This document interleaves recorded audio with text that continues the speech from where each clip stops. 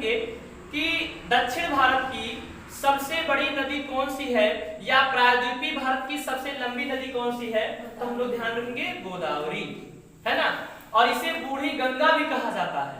बूढ़ी गंगा किसे कहा जाता है, तो गोदावरी को बूढ़ी गंगा कहा जाता है। और दक्षिण भारत की गंगा किसे कहा जाता है, तो गोदावरी को दक्षिण भारत की गंगा कहा जाता है। जबकि दक्षिणी गंगा के रूप में कौन आएंगे, तो हम लोग कावेरी के रूप में दक्षिणी गंगा के रूप में जानते हैं।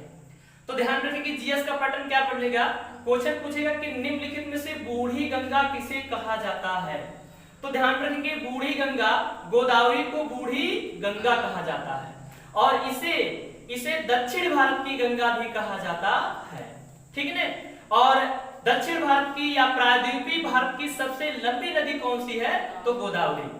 कभी गोदावरी को भूलेंगे नहीं, ठीक है। और गोदावरी नदी